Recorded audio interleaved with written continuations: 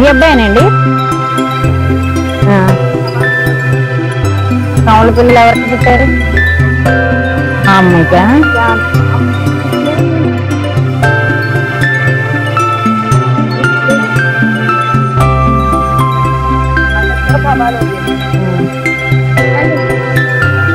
అక్క చెల్లెలు ఇద్దరు అమ్మాయిలా?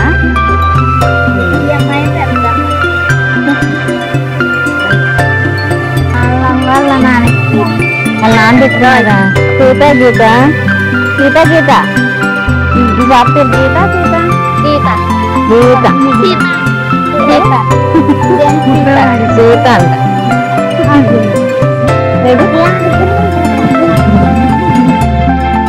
ఆడపిల్లలకు అంటున్నారేమో జనాలు. మాట్లాడు. నీకు నువ్వు కూతురు వేడికి కోడలు. ఆ అమ్మాయికి ముగ్గురు అయితే మళ్ళీ ఇద్దరు కావాలి పిల్లలా? వీళ్ళిద్దరితోనే ముగ్గురు. ముందు ఒక తొలి కానుకలో ఆడపిల్ల, ఇద్దరు అమ్మాయి. ఆడపిల్ల తక్కువ పేరని తనే చెప్పలేదు.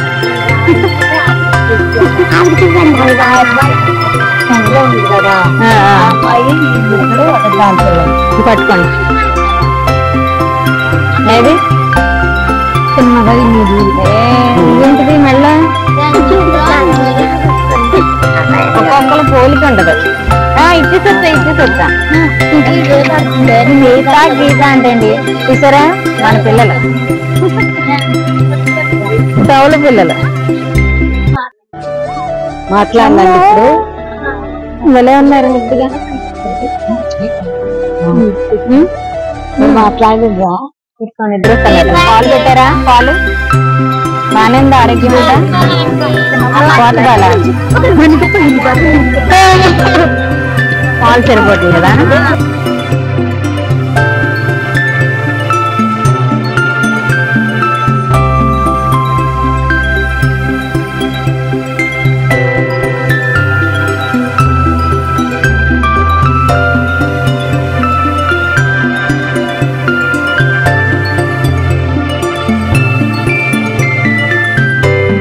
మా అబ్బాయి వికలాంగుడు అండి. మరి అన్నాళ్ళ నుంచో ఇక్కడ ఉంటున్నాము. మాకు అసలు ఏమి ఎవరు గవర్నమెంట్ కానీ ఏమీ మాకు పట్టించుకోవటం లేదు. మా అమ్మాయికి పెద్ద ఆపరేషన్ కూడా చేసి ఇద్దరు కబాల పిల్లలు తీశారు. నేను ఎంతగానో ఇక్కడ ఉంటున్నాము. ఎండకండి వానకు తడిసి ఉంటున్నామండి. మాకు త్వరలోనే మాకు ఇల్లు కూడా వచ్చేలాగా గమ్మున ఏర్పాట్లు చేయమని అడుగుతున్నాం. ఏ ఊరు నుండి వచ్చారండి? మేము ఎప్పుడు ఈ ఊళ్ళోనే ఉంటానండి. నా ఆధార్ కార్డు రేషన్ కార్డు అన్ని ఇక్కడే. అమ్మ నమస్తే అండి. నమస్తే అండి అమ్మ. ఈ బాబు ఎవరండి? మా అబ్బాయి అండి వికలాంగుడు. ఎన్నేళ్ళు ఉంటాయి? 35 సంవత్సరాలు ఉంటాయి. మరి పెన్షన్ వస్తుందా? వస్తుంది. ఎంత ఇస్తారు? 6,000 ఇస్తారండి. 6,000 ఇస్తారు. మరి ఏ ఊరు నుంచి వచ్చారు? ఈ ఊర్లోనే ఉంటున్నామండి. మాది ఈ ఊరి. అదే ఎన్నేళ్ళు అయింది వచ్చి? 30 సంవత్సరాల నుంచి నేను ఇక్కడే ఉంటున్నానండి. ఇక ఎటు వెళ్తానికి నాకు దారి లేదు. ఇక్కడే ఉంటున్నాను. ఈ పిల్లల్ని గట్టి పెట్టుకొని మా ఆయన కూడా ఇక్కడే చనిపోయాడండి. ఎంతమంది పిల్లలు? నాకు 9 మంది పిల్లలండి. 9 మంది ఏమయ్యారు? ఉన్నారండి. అక్కడక్కడ పెళ్లిళ్ళు అయినోళ్ళు, పెళ్లిళ్ళు కానోళ్ళు ఉన్నారు. ఇంకో అమ్మాయి ఇక్కడ ఉండేది కదా, అడగదు. ఆ అమ్మాయి. మీ దగ్గర ఎంతమంది ఉంటున్నారు? 3 ఉన్నారండి. 3 ఉన్నారు. పెళ్లి కానోళ్ళు. మీ పేరు? నా పేరు లలిత అండి. సంగం లలిత. మరి ఇన్నాళ్ళు బట్టి ఉంటున్నారు కదా, మీరు గవర్నమెంట్ మీకు ఇల్లు ఇవ్వలేదా? నేను ఇంటి గురించి పెట్టానండి. నాకు నివాస పత్రం ఇచ్చారు. తర్వాత ముందు హామీ పత్రం ఇచ్చారు. తర్వాత పట్టా ఇచ్చారు. ఇంకా నాకు భూమి చూపెట్టలేదండి. స్థలం చూపెట్టలేదు. త్వరలో చూపిస్తామనని అక్కడ సచివాలయంలో అన్నారు. ఇంతవరకు నాకు ఇంకా ఏమి చూపెట్టలేదు. ఆ పట్టా నా దగ్గరే ఉందండి. నేను మరి రోజు కూడా వాలంటీర్లను అడుగుతున్నాను. జగనన్న హయాంలో వచ్చిన స్థలం ఏంటి మీది? స్థలమే వచ్చింది. ఇంకా నాకు చూపెట్టలేదు. త్వరలో మరి చూపించేలాగా ప్రభుత్వాన్ని నేను అడుగుతున్నానండి. చెప్పండి. ఇక్కడ మీరు ఒక్కరే కాదుగా, ఎన్ని కుటుంబాలు ఉంటాయి? వాళ్ళందరికి అక్కడక్కడ ఉంటారండి. వాళ్ళకి ఇల్లులు వచ్చినాయా? వాళ్ళకి వచ్చాయండి. వాళ్ళు ఎందుకు ఇంటికి వెళ్ళిపోకుండా ఇక్కడే ఉన్నారు? ఇళ్ళకి వెళ్ళకుండా అంటే వాళ్ళు బ్రతుకు తెరువుకి అక్కడి నుంచి వచ్చి ఇక్కడ బ్రతుకు తెరువు చేసుకొని ఇంకా కట్టలేదు. వాళ్ళకి బ్రతుకు తెరువు ఇక్కడ నుంచే సౌపాయంగా ఉంది. ఎటు వెళ్ళినా తెచ్చుకోవచ్చు అని ఇక్కడ ఉంటున్నారు. వాళ్ళకి తణుకులో ఆల్రెడీ స్థలాలు వచ్చాయి. ఊరి మధ్యలో నడి మధ్యలో ఉంటే వాళ్ళకి బాగుంటది. ఏమన్నా బిజినెస్ వ్యాపారం చేసుకోవడం వ్యాపారాలు ఉన్నారు వాళ్ళు. మరి మీకున్న ఇళ్ళల్లో మీరు ఉండకుండా అట్లా ఏం చేశారు? అమ్మేశారు. నాకు ఇల్లు లేదండి ఇంతకి. నాకు తణుకులో గాని ఎక్కడ గాని నాకు ఇంకా ఇల్లు రాలేదు. ఉత్తి ఆమ్లి పట్టా ఇచ్చారంతే. ఉన్నోళ్ళు ఉన్నారు, కనీసం పట్టా ఇచ్చారు. ఆ పట్టాకి సమాధానం ఎవరు ఇంతవరకు చెప్పలేదు నాకు. పట్టా నా దగ్గరే ఉంది. మరి సచివాలయంకి వెళ్తే వాలంటీర్ని వాళ్ళని అడగట్లేదా మీరు? అడిగానండి. అడిగితే అమ్మ త్వరలో చూపిస్తారంట, మరి అప్పుడు మిమ్మల్ని కౌరేస్తాము, అక్కడ స్థలాలు చూపించేప్పుడు మీ అందరికి ఎవరెవరికి పట్టాలు ఇచ్చామో అంతమందికి చూపిస్తాము అన్న మాటే సచివాలయంలో అంటున్నారు. కానీ ఎప్పటి నుంచి ఆముక్కే అంటున్నారు. ఇదిగో మీ స్థలం అనేది నాకు ఇంతవరకు ఇంకా ఎవరు ఇవ్వలేదు. ఇప్పుడు మీకు రేషన్ బియ్యం వస్తాయండి? ఆ రేషన్ కార్డు ఒక్కోసారి వస్తుంది, ఒక్కోసారి కార్డు రావటం లేదు. మమ్మల్ని తక్కువ అంచనా వేస్తున్నారండి మేడం. ఈ గుడిసెల్లో ఉండే వాళ్ళు వీళ్ళ దగ్గరికి మనం కారు ఎందుకు రావాలి అన్నట్టుగా ఎక్కడెక్కడో కార్లు ఈదులలో తిప్పుతున్నారు. ఈ అబ్బాయి వ్యాండి కాపుడు. ఇంతవరకు బియ్యం కార్డు నేను 10 సార్లు ఫోన్ చేశానమ్మా. 10 సార్లు ఫోన్ చేస్తే మరి ఒక అబ్బాయిని పంపుతాను నేను, అది ఇచ్చేసి మిషన్ ఇచ్చి అని ఎన్నో సార్లు 2 నెలల నుంచి అలాగే అంటున్నాడు. కానీ అబ్బాయి ఇంటికి రాలేదు. ఏది వస్తే తీసుకుంటున్నాం, లేకపోతే లేదు. బియ్యం కారు మా ఈదులకు రావాలి, అప్పుడు వచ్చేది. ఈ చంద్రనాయుడు బాబు ఎక్కినాక ఆ కారు ఇక్కడికి సరిగ్గా రావటం లేదు. జగనన్న ఉన్నప్పుడు కారు వచ్చేది.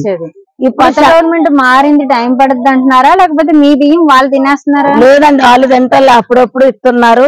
ఒకసారి వికలాంగుని తీసుకొని రాగానే ఇస్తలేదు, మరేమో ఈ కారు వెళ్ళిపోతుంది. మీరు కంప్లైంట్ పెట్టుకున్నారా మరి సచివాలయంలో? ఎప్పుడో ఒకసారి వస్తున్నారమ్మా, వచ్చి అవి అక్కడ పెట్టేసి ఏదో తక్కువ అంచనా ఈ గుడిసెల్లో వాళ్ళకి వచ్చి మనం ఎందుకు ఇవ్వాలి, ఎందుకు చెయ్యాలి అనుకొని ఎంతో వాళ్ళు అనుకుంటున్నారు. అలా కాదమ్మా, అందరము మనుషులమే, అందరూ సమానమే కదా. గుడిసెలేంటి మేడలేంటి, ఉన్నోళ్ళే రేషన్ తీసుకుంటున్నారు, ఉన్న వాళ్ళే పెన్షన్ తీసుకుంటారు, ఉన్న వాళ్ళకి 4-5 కొంతమందికి అమ్మ ఇల్లు ఇచ్చారు, కొంతమందికి స్థలాలు ఇచ్చారు, ఎంతో మందికి ఇచ్చారు. అంతమంది ఉన్న వాళ్ళు ఆగట్టుకొని ఉంటున్నారు. బ్రతకలేని వాళ్ళు ఇలా వచ్చి తిరుక్కొని వెళ్ళిపోతున్నారు, ఇల్లు చూసుకుంటున్నారు, మళ్ళీ వస్తున్నారు, వెళ్తున్నారు. కానీ నేను మాత్రం ఎక్కడికి వెళ్ళలేనమ్మా, నా పరిస్థితి బాగలేదు. ఈ అబ్బాయిని వేసుకొని మనిషిని వేసుకొని నేను ఏ ఊరు వెళ్ళలేను, ఎక్కడ కూడా నేను వెళ్ళలేను. ఇదే స్థలము, ఈ స్థలంలోనే నేను ఇక్కడ ఉంటానమ్మా.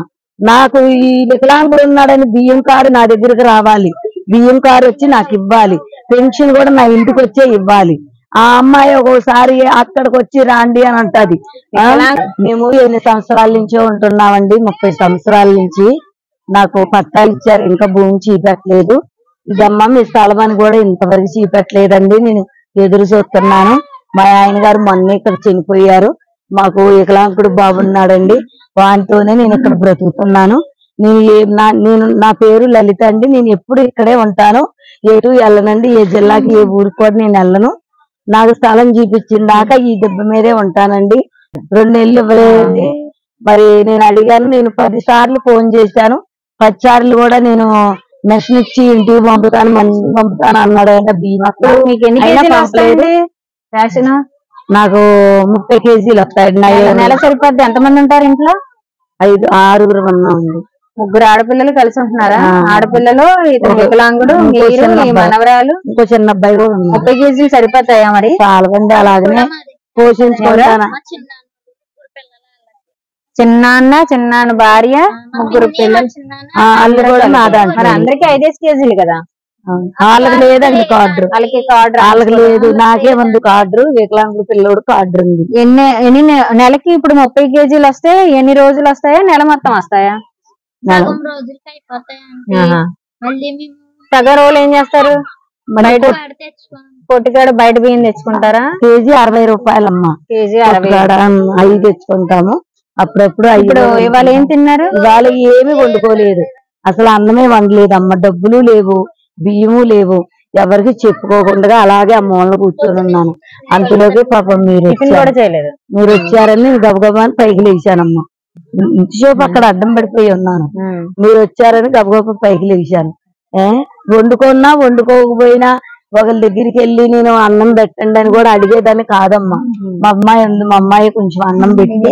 ఇప్పుడు మీ అమ్మాయి వాళ్ళు ఎప్పుడైనా భోజనం పెడతారు కదా, వండుకుంటే ఇద్దరు బానే ఉన్నారు అన్నారు కదా, ఎప్పుడన్నా వాళ్ళు వండుకుంటే కొంచెం నాకు పిల్లలకి ఎంత పిల్లలందరికి పెట్టరమ్మా. 9 మంది సంతానం, మళ్ళీ వికలాంగుడు. ఇప్పుడు ఈ అబ్బాయి కొంచెం మాట్లాడతారండి? మాట్లాడదమ్మా, అసలు మాటలు రావు. ఈ చెయ్యి కూడా రాదమ్మా, చెయ్యి కూడా రాదు, ఈ కాలు రాదు.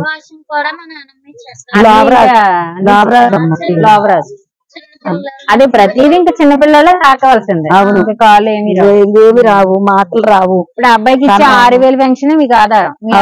అవునమ్మా, అయ్యే కొన్ని 10 మంది దాకా ఉన్నారు. మీకు విడో పెన్షన్ వస్తుందా?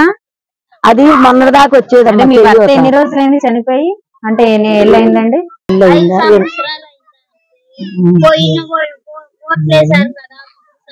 5 ఏళ్ళు అయిందా? మరి మీకు పెన్షన్ వస్తుంది కదా, విడో పెన్షన్ వస్తుందా? మామూలు పెన్షన్ 4,000 వస్తుందా? అది రాకలేదమ్మా, అది 3 సంవత్సరాలు వచ్చింది. 3 సంవత్సరాలు వచ్చి అదే ఇప్పుడు మరి గవర్నమెంట్ మారింది, జగనన్న లేడు, 18 మొన్న లాస్ట్ వేసేసారు వాళ్ళు దిగిపోయేటప్పటికి. ఇక నుంచి ఈయన కొత్త పథకాలు ప్రారంభిస్తారండి. ఇంకా అందులో మీరు అర్హులైతే మీకు ఇస్తారు. విడో పెన్షన్ వస్తుంది, వికలాంగుడు ఈ అబ్బాయికి 6,000 వస్తున్నాయి.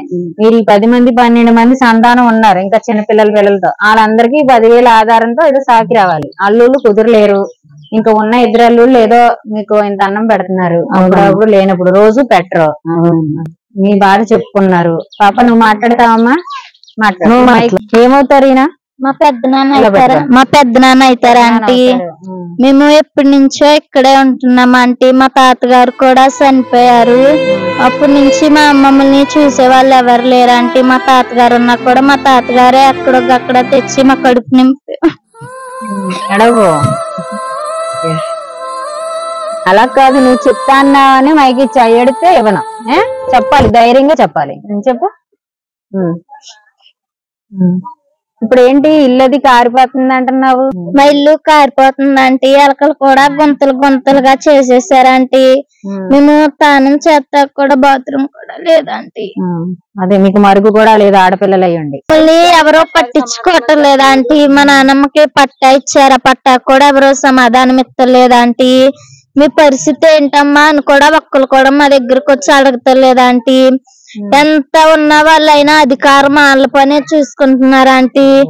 ఓట్లు వేసినంత వరకే మా అధికారం తీసుకున్నారంటీ. ఓట్లు వేసినాక ఇంకా వాళ్ళ పని మీద వాళ్ళే ఉన్నారంటీ. ఓట్లకు మాకు డబ్బులు కూడా ఇవ్వలేదంటీ. ఆ రోడ్డు వెనకాల ఒక అంకులు ఉంటారు, ఓట్లు తీసుకెళ్లారు, డబ్బులు మేము ఇస్తామమ్మా అని టిక్లెట్టేసి ఆ డబ్బులు కూడా తెచ్చిలేదంటీ. మాకు తినేస్తారమ్మా. మేము ఒక రోజు తింటే 2వ రోజు కూడా భోజనం చేయమంటూ, ఒక రోజు ఉంటే 2వ రోజు కూడా లేవు. మా పెద్దనాన్న పింఛన్ వస్తుందంటే మా పెద్దనాన్న 6,000. ఆ పింఛన్ డబ్బులతో ఒక 5,000 మందులు కొనుక్కుంటామంటే, మా నాన్నమ్మకి ఏమో 4,000 వస్తాయి. వాటితోనే మేము వంట అవి చేసుకుంటామంటే. ఒక అంకుల్ మొన్నటి దాకా బియ్యం తెచ్చిచ్చేవారు అంటే, ఆ అంకుల్ కూడా ఇప్పుడు రావటం లేదు. అమ్మ మీకు ఎంత బియ్యం ఉన్నా ఎవరెన్ని ఇచ్చినా సంతాన లక్ష్మిలా మీ నానమ్మ ఒక 20 మందిని కనేసింది. వీళ్ళందరినీ పెట్టుకొని చాలా ఇబ్బంది పడుతున్నారన్న విషయం ఒకటి అర్థమైంది. ఇదిగో కూతురులు ఇక్కడే ఉన్నారు, అల్లుళ్ళు, వాళ్ళ పిల్లలు చిన్నపిల్లవైనా మీ నానమ్మకి సపోర్ట్ చేస్తున్నావు, బాధ అర్థం చేసుకుంటున్నావు. నీకు ఓటు ఉందా? ఓటు లేదా? మరి ఓటు ఉన్నట్టు మాట్లాడుతున్నావు. ఓటు ఉన్న వాళ్ళే మా హక్కులు మాకు కావాలి అని వాళ్ళు గట్టిగా ప్రశ్నించరు. ఇప్పుడు ఏం బాధ లేదు, మనకి చంద్రబాబు నాయుడు గారు వచ్చేసారు. మీ హక్కుల కోసం మీరు పోరాడాలి, ఇలాగా గొంతు లేపాలి అంటే మన వాయిస్ రేస్ చేయాలి.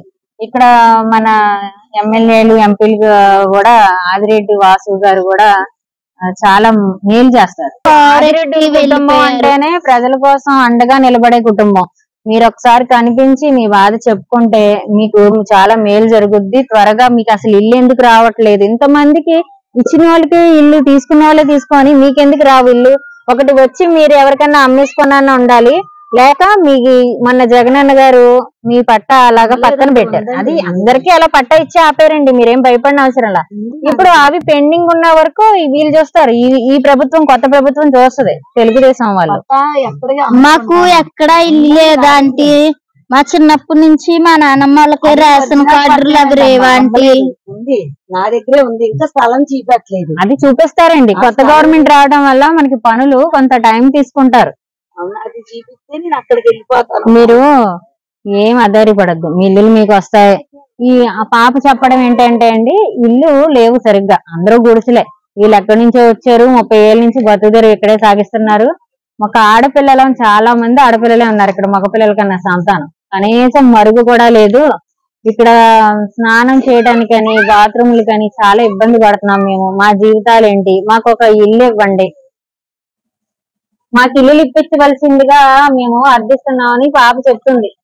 ఇంకో విషయం ఏంటంటే, ఇక్కడ ఏ పిల్లలు సరిగ్గా చదువుకోవట్లేదు కూడా. చెప్పండి. మాకు పట్టా ఇచ్చారండి, ఆ పట్టాకి స్థలం చూపిస్తానన్నారు. ఆ స్థలము మరి కొంతమంది బూరుగుపూడికి వెళ్ళేవాళ్ళు, కొంతమందికి మరి కల్లిండ్ల పుల్లిండ్ల అటు ఏదో ఉందంటండి, అటు కింద మందిని చూపించేశారు. నా పట్టా ఎంత ఆలస్యం చేశారు, అలాగా నానబెట్టి ఉంచారు. నాకు ఏం సమాధానం చెప్పలేదు. ఆ పట్టా నా దగ్గరే భద్రంగా ఉంది, ఏమి అయిపోలేదు. నాకు పట్టా జాగ్రత్త చేయండి. మీకు ఎప్పటికైనా ఇప్పుడు ఈ గవర్నమెంట్ కొత్తగా వచ్చింది, గట్టిగా అయితే 4 నెలలు అవ్వలేదు. ఇవన్నీ సర్దుకొని ఎవరిల్లు వాళ్ళకి ఇప్పిస్తారా లేకపోతే ఫ్లాట్సా, వాళ్ళు ఇంకా నిర్ణయానికి రాలేదు కదా. మీరేం అధైర్యపడద్దు. ఇంత సంతానంతో ఈ గుడిసెలో ఇబ్బంది పడుతున్నారు. ఇప్పుడు మీకు ఎవరి గుడిసె ఆలకేనేంటుంది? అవునమ్మా, ఎవరికి వర్షము వానొస్తే ఇప్పుడు పాములు పుట్ర వస్తాయి, ఇవన్నీ కండచేమలు గండు చీమలనే పడుకుంటున్నామమ్మా. మళ్ళీ పేళ్లు వస్తున్నాయి, కుట్టేస్తున్నాం. పాము పిల్లలు వస్తున్నాయి, కుట్టేస్తున్నాం. ఎలకలైతే లెక్కలేనన్ని అడ్డారనిండా ఎలకలే. ఏం చేస్తాము, వస్తుంటే తోలుతున్నాము, అందులోనే అన్ని తుడుచుకుంటున్నాము. బరకాల వేసుకొని మళ్ళీ అక్కడే రాత్రి అక్కడే పడుకుంటున్నాం. మరి ఇంకేది ఆధారం లేదు కదమ్మా. మరి మాకు ఇంకా ఆధారం. అందుకని నా బాధ. ఆ స్థలం చూపిస్తే అది గమ్మున రెడీ అయితే అక్కడికి వెళ్దాం కదా, ఈ పిల్లలందరూ అక్కడ జారేసుకొని అక్కడ ఉంటాను కదా అని అంతేగాని ఇంకేం కాదు. లేదులేండి, ఇప్పుడు మన హక్కుల కోసం మనం పోరాడాలి. మీరు ఎంతమందితో ఇబ్బంది పడుతున్నారు.